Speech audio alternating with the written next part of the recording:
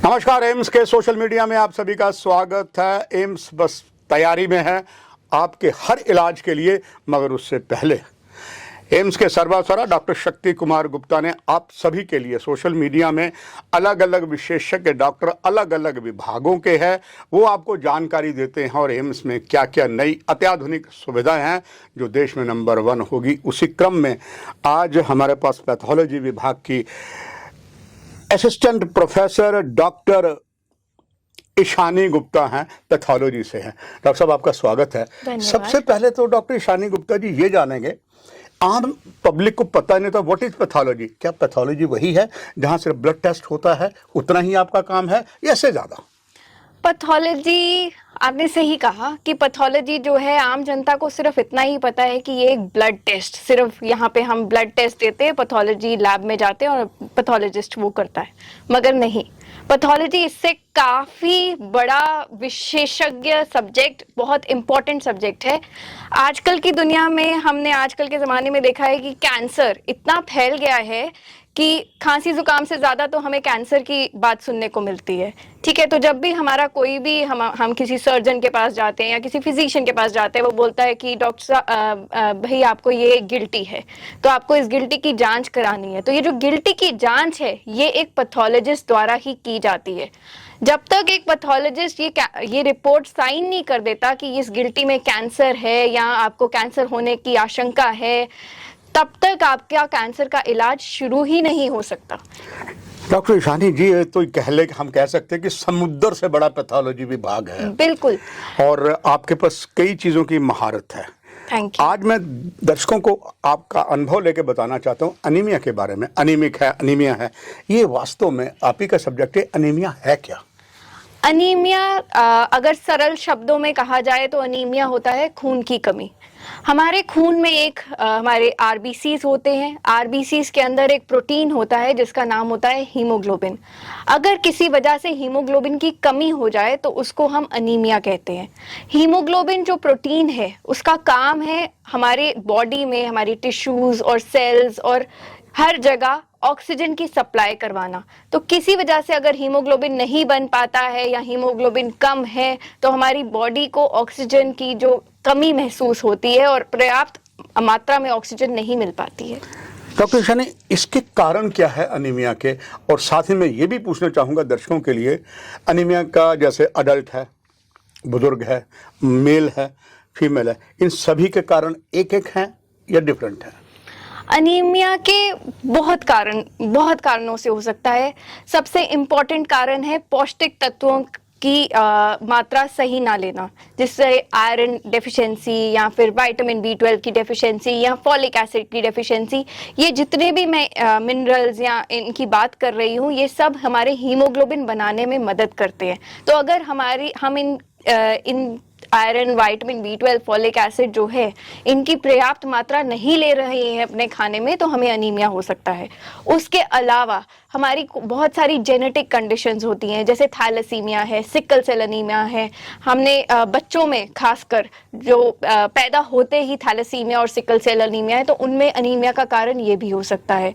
उसके अलावा हमारी बहुत सारी इन्फेक्शंस है, जैसे मलेरिया होता है, ट्यूबरकुलोसिस होता है, कोई पैरासिटिक इन्फेक्शन जैसे हुकवर्म होता है, इन सब की वजह से भी अनीमिया हो सकता है। या फिर कोई अंदरूनी चोट जिसकी वजह से हमारा बहुत ज़्यादा ब्लड लॉस हो रहा है, मतलब अंदर ही अंदर ब्लड लॉस हो रहा है। या फिर औरतों में महामारी, बहुत ज़्यादा खून निकलता है महामारी के टाइम पे, उसकी वजह से खून की कमी हो जाती है, इसकी वजह से अनीमिया होता है। या फिर प्रेगनेंसी में हमारे को जो आयरन की जो मात्रा हमें लेनी होती है वो हमारी रूटीन से ज़्यादा हो जाती है, तो अगर हम उस पर्याप्त मात्रा में नहीं ले पा रहे हैं तो उसकी वजह से भी अनीमिया हो जाएगा। या फिर जो हमारे एडोलेसेंट मेल्स हैं या फीमेल्स हैं, वो उनकी ग्रोइंग स्टेज होती है, तो उस टाइम पे भी क्योंकि ग्रोइंग स्टेज है तो हमारी को जो रिक्वायरमेंट है बॉडी की, वो आयरन की, वो बढ़ जाती है। उसकी वजह से उनमें अनीमिया देखा जा सकता है और उनमें अनीमिया हो सकता है। या फिर 65 इयर्स ऑफ एज या ऊपर, या फिर जो हमारे बहुत सारे लोगों में डायबिटीज़ है, हाइपरटेंशन है, जिसकी वजह से हमारी किडनीज इन्वॉल्व हो जाती हैं, या फिर कैंसर है, इसकी वजह से भी बहुत सारी ऐसी बॉडी में कुछ चीज़ें होती है, हमारी ब्लड सेल्स नहीं बन पाते हैं और हीमोग्लोबिन की कमी हो जाती है और अनीमिया हो सकता है।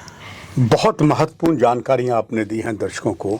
इस कार्यक्रम को आगे बढ़ाते हुए डॉक्टर ईशानी जी जानना चाहूँगा, सिम्टम किसी को भी, मेल फीमेल बड़े को, इसके लक्षण सिम्टम क्या नज़र आते हैं पेशेंट को? देखिए, अनीमिया का सबसे इम्पोर्टेंट लक्षण होता है थकान महसूस करना। हम बहुत जल्दी थकने शुरू हो जाते हैं, हमारा काम में मन नहीं लग पाता है, कंसंट्रेशन की कमी जिसे कहते हैं कि फिर उसके बाद हमारे दिल की धड़कनें तेज हो जाती है या फिर सांस चढ़ती है। स्पेशली जब हम कोई फिजिकल एक्टिविटी या एक्सरसाइज करते हैं तो उसके बाद हमें सांस चढ़ने शुरू हो जाती है। अगर हम आयरन डेफिशिएंसी अनीमिया की बात करें तो उसमें जो हमारे नाखून है उनका आकार जो होता है वो स्पून की शेप में, चम्मच की शेप में हो जाता है, या फिर हमारा मन करता है कि हम जैसे हम क्ले है उसको खाएं या पेंट खाएं, जिसको हम अंग्रेजी में पाइका कहते हैं। तो ये सारे जो लक्षण हैं ये हमें अनीमिया में देखने को मिलते हैं। बच्चे भी कई बार जो मिट्टी खा लेते हैं, तो that is one of the cause. Yes. And doctor Ishani ji, इसकी अगर हम कहें किस उम्र में अनीमिया सबसे ज्यादा जो है इम्पैक्ट करता है, सबसे ज्यादा खतरनाक नजर आता है? अगर हम भारत की बात करें तो हर 50% प्रेग्नेंट फीमेल्स में अनीमिया देखा जा रहा है, ठीक है। और बच्चों में 1 साल की उम्र से नीचे से लेकर उनके ग्रोइंग स्टेज 5 से स्कूल गोइंग बच्चों में, उनमें अनीमिया 60% से ज़्यादा देखा जा रहा है। बूढ़े लोगों में 65 इयर्स ऑफ एज से ऊपर भी अनीमिया देखा जा रहा है। तभी डॉक्टर साहब ज़्यादा देश में प्रेग्नेंट जो महिलाएं होती हैं, आयरन काफ़ी सरकार भी उसे देखती है। एम्स भी यही प्रथा करेगा और मुझे पूरी उम्मीद है जो एम्स आयरन देगा वो वन ऑफ द टॉप होगा, वो भी अच्छा होगा। आखिर में डॉक्टर साहब एक चीज़ और जानना चाहूँगा दर्शकों के लिए, इसकी क्या क्या जाँच जो है कॉमन को करवानी चाहिए? देखिए, इसके लिए सबसे इम्पोर्टेंट और सबसे सरल जांच है हीमोग्लोबिन की जांच कराना। हीमोग्लोबिन कुछ ज़्यादा महंगा टेस्ट नहीं है हीमोग्लोबिन की जांच करना। एक सिंपल हम ब्लड सैंपल लेते हैं पेशेंट का और उसमें हीमोग्लोबिन की मात्रा देखते हैं। WHO के अनुसार अगर 13 ग्राम से कम हीमोग्लोबिन मेल्स में है तो उसको अनीमिया है, और अगर 12 ग्राम से कम फीमेल्स में है तो उसको अनीमिया है। उसके अलावा हम पेरिफेरल स्मेयर कर सकते हैं, या फिर अगर हम आयरन सोच रहे हैं, आयरन की कमी की वजह से है, तो हम आयरन के लिए स्पेसिफिक टेस्ट होते हैं, विटामिन B12 के लिए टेस्ट होते हैं, तो उनसे हम देख सकते हैं कि क्या कारण हो सकता है अनीमिया का। आखिर में डॉक्टर ये जानना चाहूंगा कि अनीमिया की रोकथाम के लिए आपका एक संदेश एम्स के माध्यम से दर्शकों को क्या होगा? देखिए, सबसे सरल तरीका है अपने पौष्टिक तत्वों को इंक्रीज करना।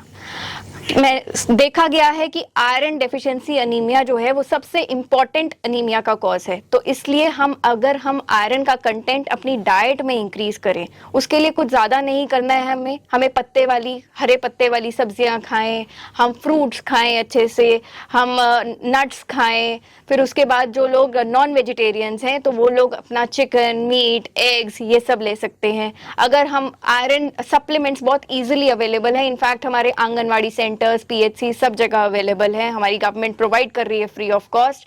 तो हम आयरन सप्लीमेंटेशन लें। जिनको आयरन सप्लीमेंट सूट नहीं करता है, गुड़ चना, कुछ नहीं, आप गुड़ चना 1 कटोरी गुड़ चना मिक्स करके आप दिन में 1 बारी खा लें तो उससे भी आपका आयरन कंटेंट इंक्रीज हो सकता है। रोज जब हम खाना बनाते हैं तो हम कुछ नहीं तो हम आयरन की कढ़ाई यूज कर लें। आयरन की कढ़ाई यूज करके आयरन खाना उसमें बनाएं तो उससे भी कुछ पर्याप्त मात्रा में आयरन हमारी बॉडी के अंदर जा सकता है। आयरन के साथ साथ फॉलिक एसिड भी लेना उतना ही इंपॉर्टेंट है, क्योंकि बहुत लोग आयरन सुनते हैं और फॉलिक एसिड को इग्नोर कर देते हैं, but folic acid, vitamin B12 भी इंपॉर्टेंट कॉजेज है अनीमिया के लिए। आपने गागर में सागर भर दी दर्शकों, और इस कार्यक्रम को डॉक्टर ईशानी से इजाज़त ले तो यहीं समाप्त करते हैं। मुझे आशा है जो पहले आपने सोशल मीडिया एम्स में बहुत सराहा है, इस कार्यक्रम को भी सराहेंगे, अपने विचार देंगे। यहीं आपको भी धन्यवाद और डॉक्टर ईशानी जी को नमस्कार, धन्यवाद।